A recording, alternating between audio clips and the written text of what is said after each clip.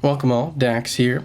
Dragon Ball Sparking Zero has an amazing marketing campaign. I'm not sure who's in charge of it, but whoever is deserves a raise.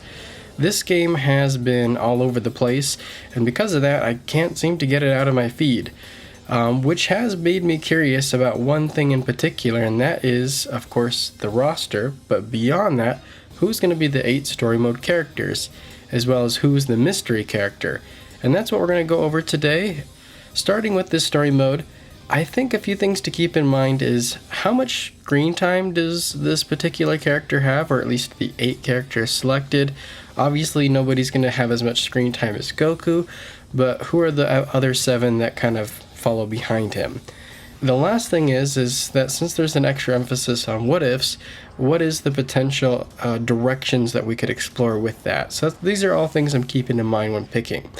Even though Goku and Vegeta are the only characters confirmed, there are a few extras that I think are extremely likely. So the first would be Gohan. Gohan is probably just as involved as Goku and Vegeta throughout all of Z, and maybe almost as much in Super.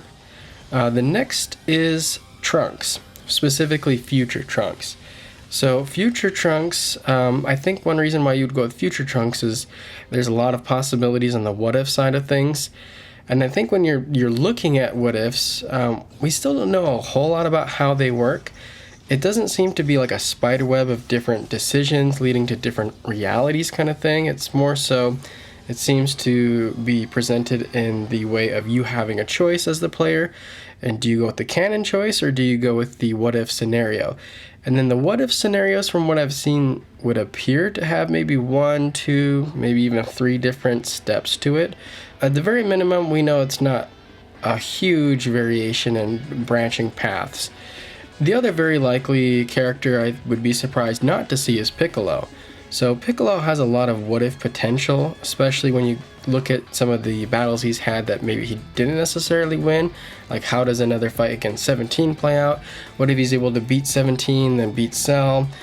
So there you have Goku, Vegeta confirmed, Gohan, Piccolo, and Trunks very likely. So that leaves us with 3 more slots. I think one would be Krillin. Krillin is going to be Earth representation, a human in there. He also has had a ton of fights throughout all of Dragon Ball Z and even Super, and so it makes a ton of sense to go that route. I think they'll want to include a human, and Roshi is more earlier focused, and so he doesn't have nearly as many notable battles. And then you have Tien, and Tien is comparable to Krillin, but Krillin just has more fights, and so it makes more sense to go with Krillin. Now, maybe somewhat surprising at first, but not so much when you actually think about it, is Frieza.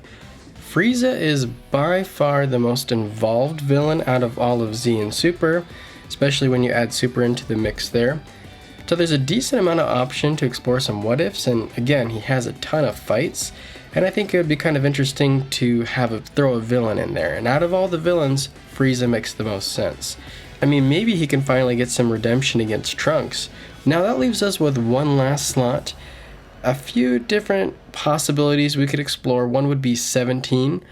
17's an android, they might want to mix that in there. Now the other one would be 18. So 18 is probably even more involved in Z than 17, but then 17's a little more involved with the Tournament of Power, being, the winner and such. 18 is a girl, so I mean, maybe they'll want to throw a girl in there. It's hard to say, but I think between the two of them, they have pretty equal chances.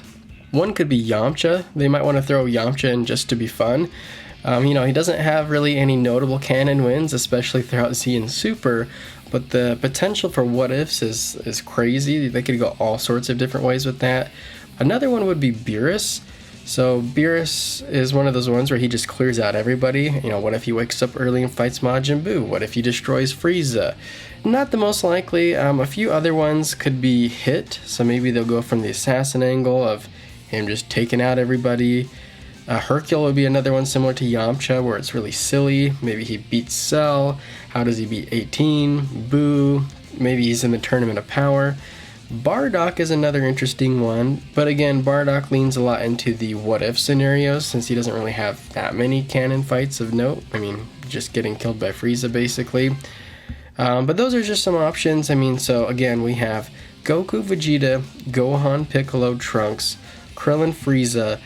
And for the 8th spot, I'm just gonna say 17, but I'm not sure. Now we have the mystery character. I've kind of gone through and rated them by stars.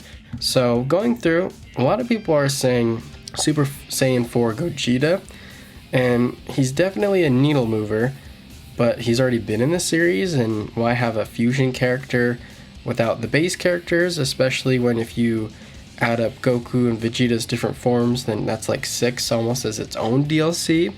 So that's going to sell a GT pack all on its own, so I don't see Super Saiyan 4 Gogeta in here unless somehow he's in the base game. But again, not the mystery character.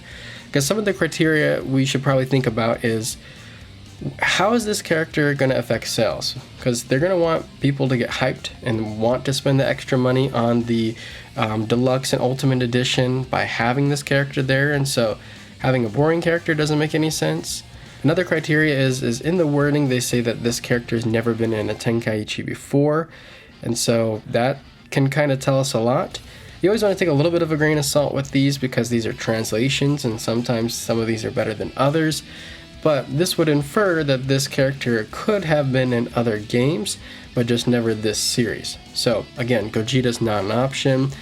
And one option is it could be a completely made up character, but again, the wording would suggest this character is existing. Beast Gohan, at first I didn't think this made any sense because Beast Gohan's more or less confirmed for the first DLC packs. The more I thought about it, they could go the route of trying to be like an early access thing, so Beast Gohan is a character you can unlock now, but if you wait, it will be part of DLC later. So that's definitely a possibility. He is a needle mover, even though I honestly think he's one of the worst transformations in the entire series, but that's just my opinion. He is a transformation, so I'm not sure how that would work because it doesn't seem like they've confirmed a super version of Gohan, so maybe now would be the time. So I'm going to give this Beast Gohan 3 stars, so definitely possible, but there's also some reasons to suggest otherwise. Orange Piccolo is another one, so another early access, somewhat of a needle mover, but again, he's a transformation, so I mean, he could be a solo character. I'd give that 3 stars. Cell Max is one I saw floating around, and I think he's less of a needle mover, so I'm going to give him 2 stars. Daima is another one, so again, another early access. Daima Gokun specifically would just be the go-to one. I'm going to give this 3 stars because, again, on one hand, you know, why would you not save that for the DLC? I don't actually think Daima Goku is much of a needle mover. Not that many people are going to be that excited to play another version of Kid Goku, but I think with that said, it is still Goku, so I'm sure there's some excitement towards him. And, you know, with the new show coming out, they may want to tie that up, which brings me to Beelzebub. So at first, not the most likely, but the more I thought about it, not that crazy. I mean, this series is known to have everybody, and so Beelzebub is a fighter. Beelzebub actually has some moves made by Toriyama. He's one of those fun Toriyama characters.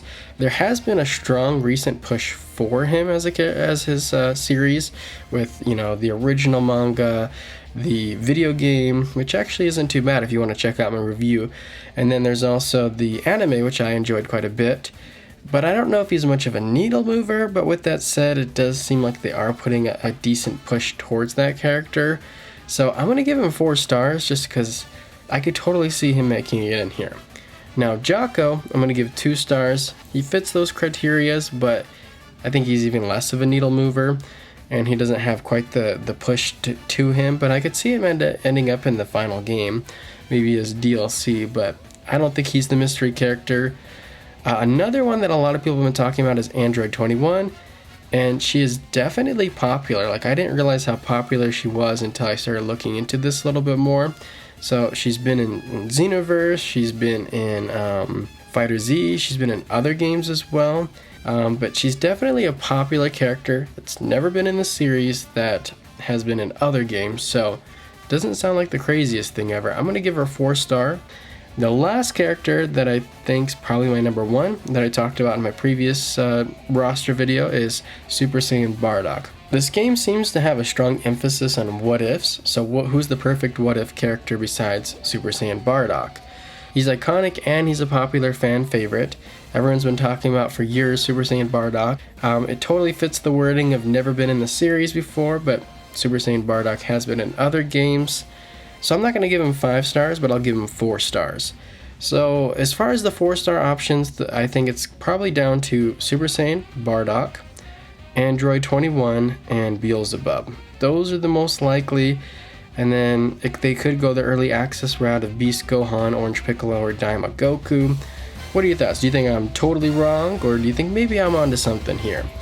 As always, appreciate you for watching. Leave a like, leave a comment, and until next time, see ya.